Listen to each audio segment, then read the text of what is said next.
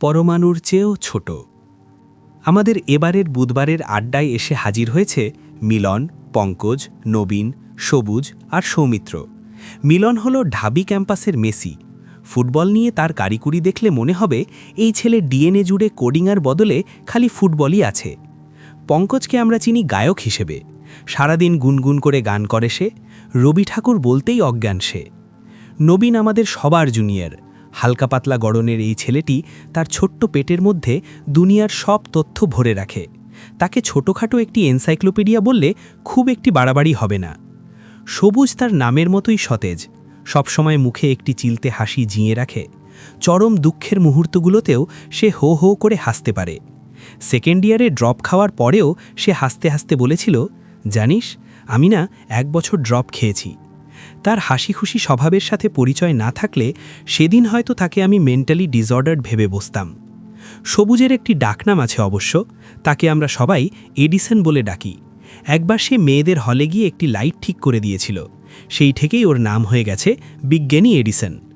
আমাদের আজকের আড্ডার সবচেয়ে প্রবীণ ব্যক্তি হলেন সৌমিত্রদা।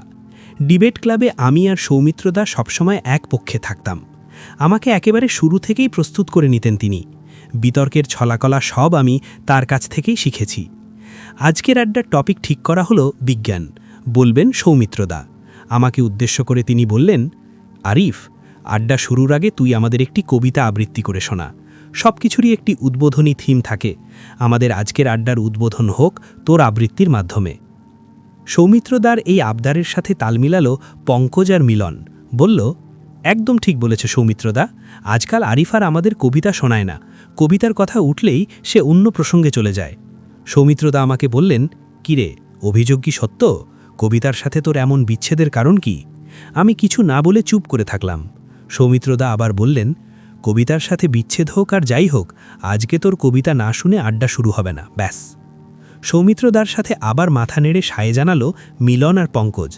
তাদের জোড়াজুড়ি কবি হেলাল হাফিজের 2 লাইনের একটি কবিতা শুনিয়ে দিলাম সবাইকে। নিউট্রন বোমা বোঝো, মানুষ বোঝো না। এই 2 লাইনের কবিতা আবৃত্তি শেষ হলেই সৌমিত্রদা জানতে চাইলেন, কবিতা শেষ? আমি বললাম, কি বলিস, এত ছোট কবিতা দিয়ে কিভাবে উদ্বোধন হবে? উদ্বোধন হতে হয় বিশাল সাইজের কবিতা দিয়ে।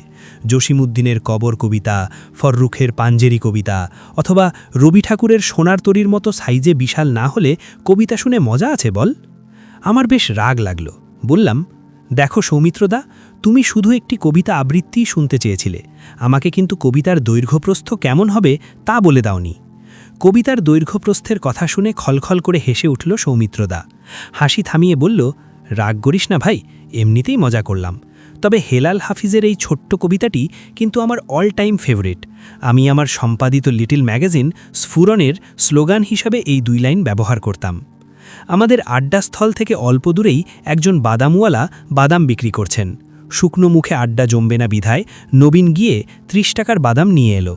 বাদাম মুখে দিয়ে চিবোতে চিবোতে সৌমিত্রদা বলল, আরিফ যখন নিউট্রন বোমা নিয়ে কবিতা শোনালো তখন আমারও ইচ্ছে করছে নিউট্রন, প্রোটন আর পরমাণুর গল্প বলতে।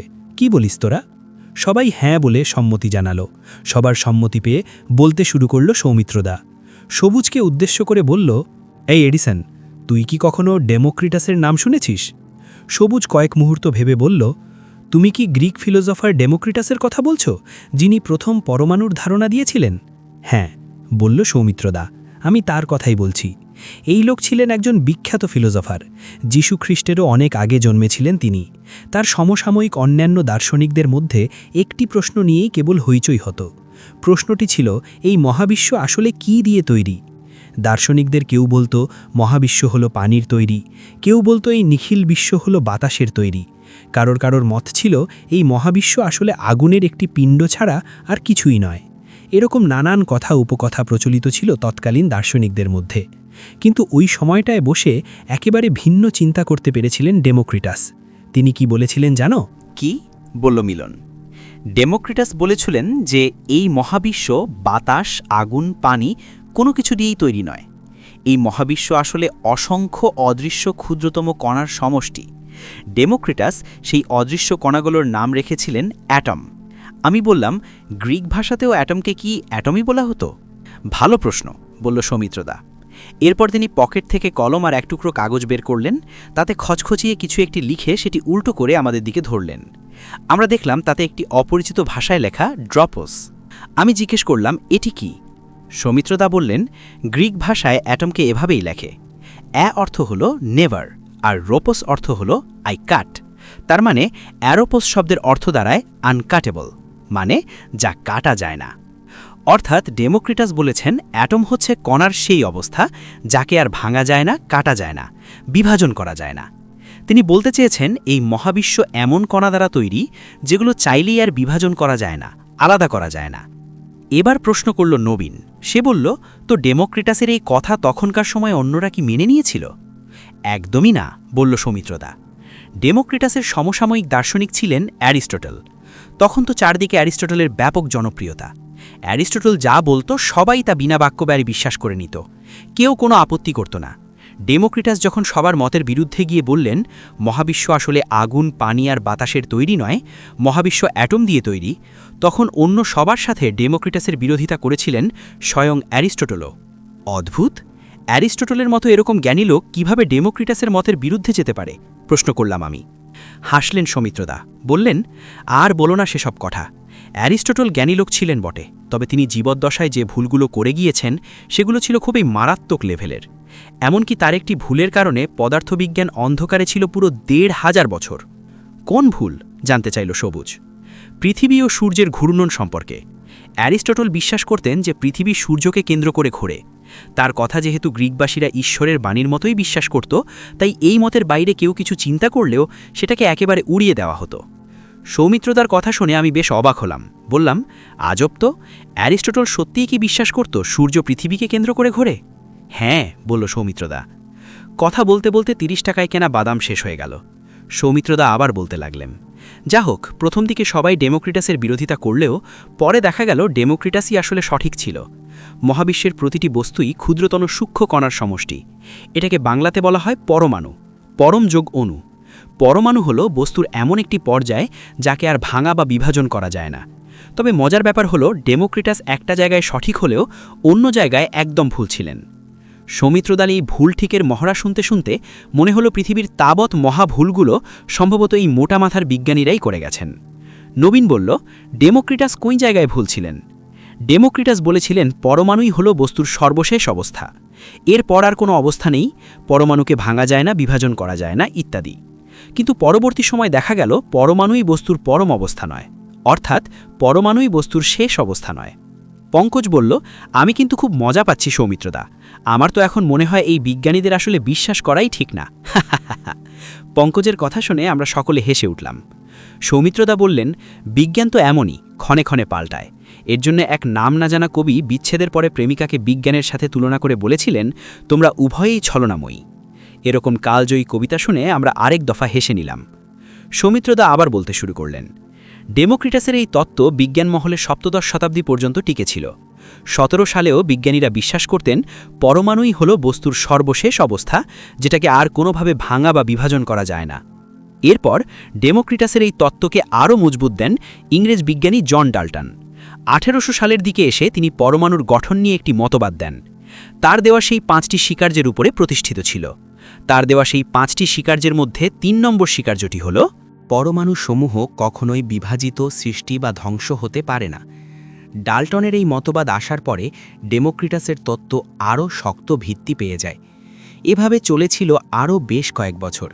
এরপর ১৮০০ সালের শেষের দিকে এসে বিজ্ঞানী জে থমসন এই সুদীর্ঘ ইতিহাসের ইতি ঘটিয়ে দিলেন। কিভাবে? প্রশ্ন করল সবুজ। বিজ্ঞানী জে থমসন পরমাণু নিয়ে পরীক্ষা নিরীক্ষা চালাতে গিয়ে পরমাণুর ভেতরে আরেকটি নতুন অবস্থা আবিষ্কার করলেন। সেটি হলো ইলেকট্রন। অর্থাৎ এতদিন ধরে যে বিশ্বাস করা হতো পরমাণুকে ভাঙা যায় না, বিভাজন করা যায় না, পরমাণুই বস্তুর সর্বশেষ অবস্থা, তার জবনিকা পতন হলো। বিজ্ঞানী জে থমসন প্রমাণ করে দেখালেন পরমাণুকেও ভাঙা যায়, বিভাজন করা যায়। পরমাণুকে বিভাজন করলে ইলেকট্রন পাওয়া যায়। ব্যাস, রাতারাতি ভেঙে পড়ল ডেমোক্রিটাস আর জন ডাল্টনের মতবাদ। প্রতিষ্ঠিত হল নতুন তত্ত্ব। আমি বললাম, কিন্তু বিজ্ঞান তো আর ইলেকট্রনে বসে নেই। পরমাণুকে ভাঙলে এর অভ্যন্তরে নিউক্লিয়াসের মধ্যে নিউট্রন আর প্রোটনও পাওয়া যায়। এক্স্যাক্টলি, বলল সৌমিত্রদা। আমি যা বোঝাতে চাচ্ছি তা হল কিভাবে একটি ভুল মতবাদ, ভুল তত্ত্ব দিনের পর দিন, বছরের পর বছর, যুগের পর যুগ ধরে বিজ্ঞান মহলে টিকে ছিল, চিন্তা করো। পঙ্কজ বলল, তার মানে 1800 সালের আগ পর্যন্ত পৃথিবীর কেউই জানত না পরমাণুর চেয়েও ছোট বস্তু থাকতে পারে। হ্যাঁ, বলল সৌমিত্রদা। বিজ্ঞানী যে থমসনের আবিষ্কারের আগে পৃথিবীর কেউই জানত না পরমাণুর চেয়েও ছোট বস্তু থাকতে পারে। তখন সবাই এটাই বিশ্বাস করত যে পরমাণুই হলো বস্তুর সর্বশেষ অবস্থা এবং একে আর ভাঙা যায় না। এতক্ষণ ধরে সাজিদ একটি কথাও বলেনি। এবার মুখ খুলল সে, বলল, সৌমিত্রদা, আমি একটু কথা বলতে চাই। সৌমিত্রদা বললেন, অবশ্যই অবশ্যই, আমি তো আরও ভাবছিলাম যে আমার বলা শেষ হলেই আমি তোমার কাছ থেকে শুনব। তোমার কি বলা শেষ? হ্যাঁ। আচ্ছা, তোমার গল্পটি কিন্তু বেশ উপভোগ্য ছিল। তুমি তো জানোই যে তুমি আমার প্রিয় একজন বক্তা। সাজিদের কথা শুনে হাসল সৌমিত্রদা, বলল, মাই প্লেজার। তুমি বলছিলে 1800 সালের আগে পৃথিবীর কেউই জানত না পরমাণুর চেয়েও ছোট বস্তুর অস্তিত্ব থাকতে পারে, রাইট? হ্যাঁ, কিন্তু আমি তোমাকে এমন একটি তথ্য শোনাতে পারি যা শুনলে তুমি নিজেই অবাক হয়ে যাবে। যেমন? হাসল সাজিদ। আমরা সবাই হাঁ করে তার মুখের দিকে তাকিয়ে আছি। সে বলল, পবিত্র কুরআনের একটি আয়াতে পরমাণুর চেয়েও ছোট বস্তুর অস্তিত্ব থাকার ব্যাপারে ইঙ্গিত দেওয়া আছে। সাজিদের কথা শুনে চোখ কপালে উঠে গেল সৌমিত্রদার। ভীষণ অবাক হল মিলন, নবীন, সবুজ আর পঙ্কজও। আমিও অবাক হয়েছি, তবে সাজিদ যখনই কিছু একটি বলতে চেয়েছে তখনই বুঝতে পেরেছি যে সামথিং ইজ দেয়ার। সৌমিত্রদা বলল, রিয়েলি? হ্যাঁ, বলল সাজিদ। আমি কি ব্যাখ্যা করব? অবশ্যই করবে। খুব উত্তেজনাপূর্ণ গলা সৌমিত্রদার।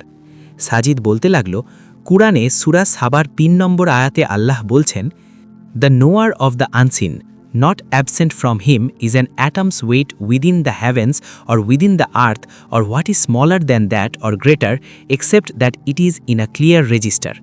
অর্থাৎ তিনি আল্লাহ অদৃশ্য সম্পর্কে জ্ঞাত। নভমণ্ডল আর ভূমণ্ডলের অণু পরিমাণ জিনিসও তার অগোচরে নেই। এমনকি এর চেয়েও, অর্থাৎ অণুর চেয়েও ছোট কিংবা বৃহৎ সবকিছুই সুস্পষ্ট কিতাবে লেখা আছে।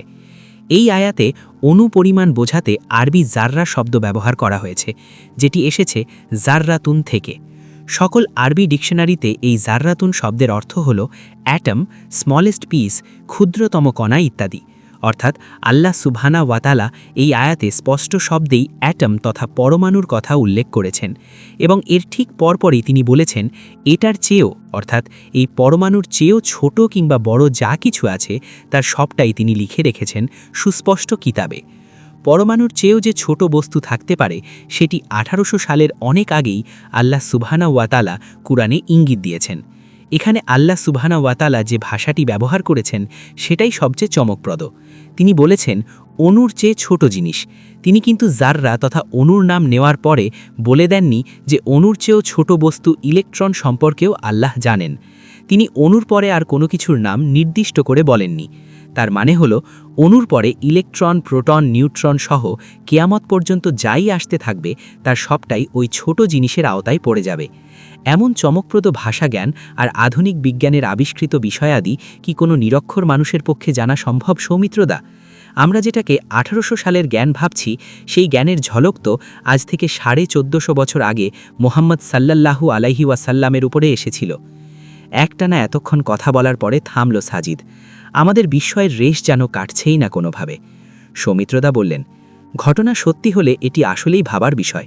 হেসে ফেলল সাজিদ, বলল, হ্যাঁ, কুরআন কিন্তু ভাবতেও বলেছে।